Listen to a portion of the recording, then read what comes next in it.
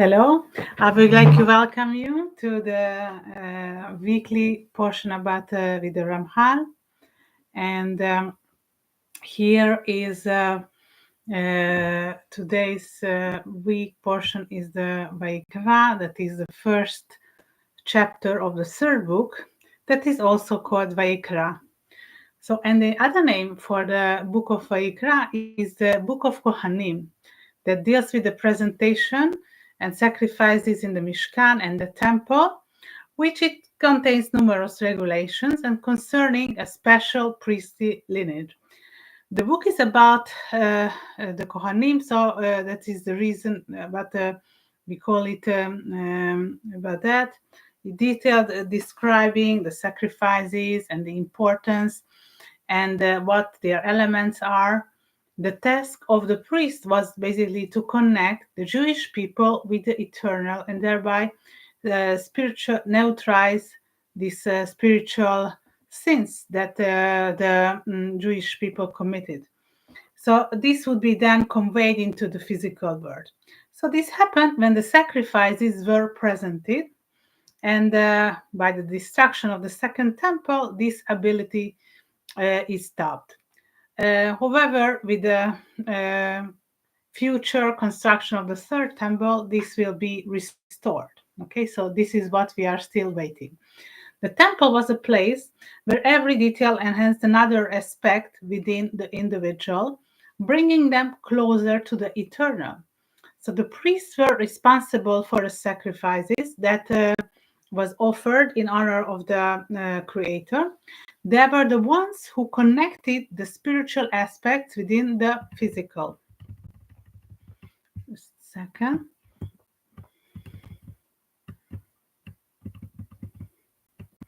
Yeah. Just a second. Okay. So they had. So it was this two-way process that you was united in the temple, in the by the Kohens. So the daily sacrifices was called tamid, and there were the other type of sacrifices for Shabbat and for festivals. Everyone has their own special energies, and the reason to do this sacrifice is to elevate the soul, elevate the energy for that particular day. So the service of the priests and the presentation of the sacrifices aroused spiritual richness in the higher spheres, which projected into the physical reality. So this brings us about the change in our physical world. This is how sin was atoned for, by the committed negativity from which we saw the liberation. Even today, we understand that each day has its own message and energy.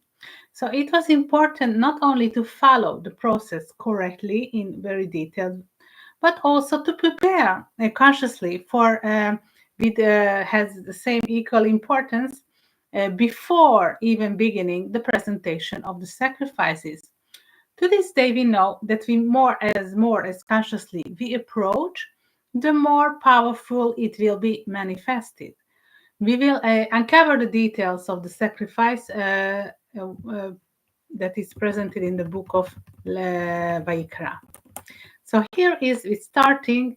The Torah begins one of the types of the sacrifices, that is the Olah, the burnt offering.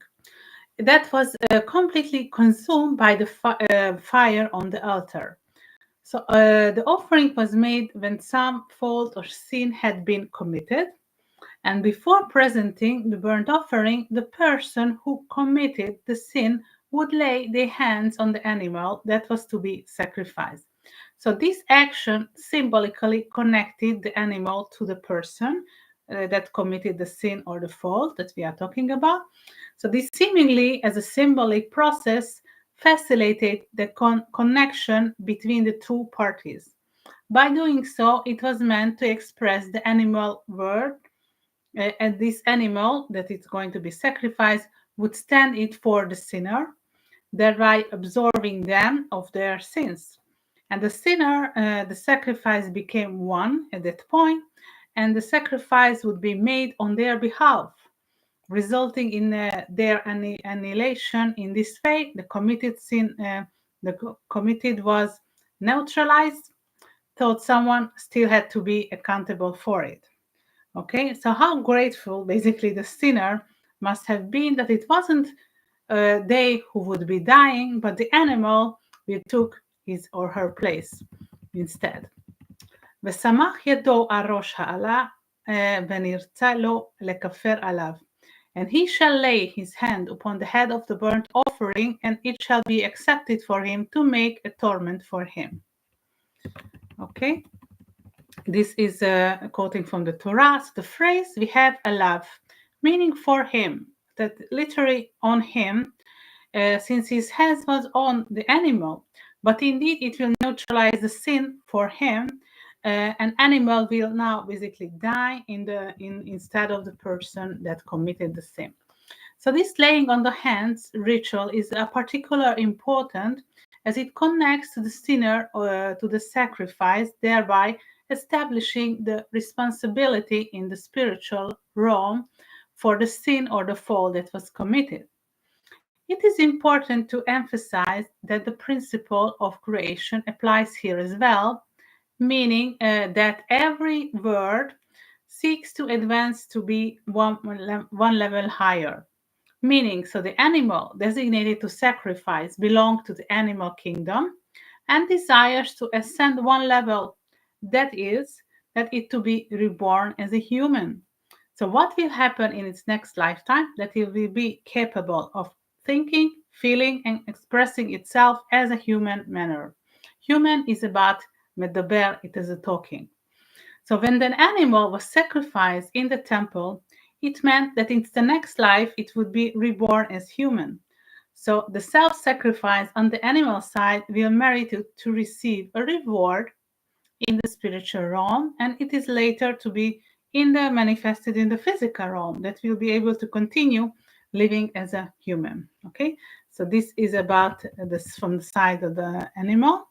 ושחט את בן הבקר לפני השם, and he shall kill the bullock before the God. According to the halacha, the life of animal must be taken immediately after the laying on the hands. This is done very promptly to ensure that no tumah, not any impurity, can cling to anyone that is participating in this process. So the priest led this spiritual process, but they delegate to the shchita, the slaughter, to other person. Why basically it is going on? Because the priests are belonging to the attribute of the chesed, the kindness, and they are unable to take anything, especially the life of any being. Okay, so chesed, it's talking about constantly giving. So this is their essence. And no judgment can interfere with it. It is important for us to see and understand this, what characterizes the essence of the priest. Okay, so we are talking about in the book of the priest, what were the essence of them. So they guide this process with chesed, leading to the presentation of sacrifices. This also means that they don't condemn the perpetrator, but support on the way till they're getting rid of the sin. Only the act of cutting, the slaughter of the animal, involves judgment, and that is belonging to the Sephirah of Kvura. So what does it mean then that everything was used by the Olah, by the burnt offering? So the blood of the animal goes onto the altar, and the skin is also to be burned. And the Hebrew word for skin, it is or, that ayin vav resh, and also containing the word ra, resh ayin, that its meaning evil. So we shouldn't feel like we are holding into something practical from this animal. So we have to burn everything out of it, every part, because every part, it is containing this impurity that we want to get rid of, spiritually and physically as well. So each part of the animal is being torn for the specific sin. We cannot keep anything from it, as it any small, even a very tiny small part, that because every part of the animal is associated with negativity. This is the purpose of the sacrifice presentation. When I mentioned earlier that every part of the sacrifice must be used, it is also a warning that not to use anything from another purpose, but rather to destroy it according to the regulations of the Olah. The several priests basically carry out this processing of the animal at the same time. The chesed activated by the priest extends to the sacrifice and through it to the perpetrator of the sin. After all that they were connected earlier through the laying of the hands, the soul of the animal and its self-sacrifice take on the sin. Thus, this is leading to purification. ונחתו בני אהרון הכהן אש על המזבח וערכו עצים על האש. And the sons of Aaron, the priests, shall put fire upon the altar and lay wood in order upon the fire. So the fire on the altar was kindled by the priest. It may immediately raise the question whether it is also pertains to judgment, but in reality it is not entirely associated with the Gura, this judgment. This is why the priest can perform, they can lead this fire. And also the fat of the animal was also utilized. And the process of presenting the sacrifice is linked to the attribute of Hesed. Okay, since all the Kohanim we are talking about the attribute of Hesed. We must conceal the Gvura, in that case, this judgment, in every detail as belonging to the sphere of Hesed. It wouldn't be productive, basically, in this process to pay attention to the Gvura, as it would make it harder for us to get rid of this kind of sin that we are talking about.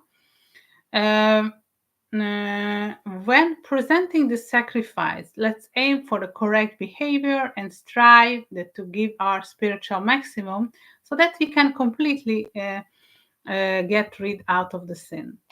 Olah hu ishareach v'nichoach leHashem. It is a burnt offering, an offering made by fire of a sweet savor into God.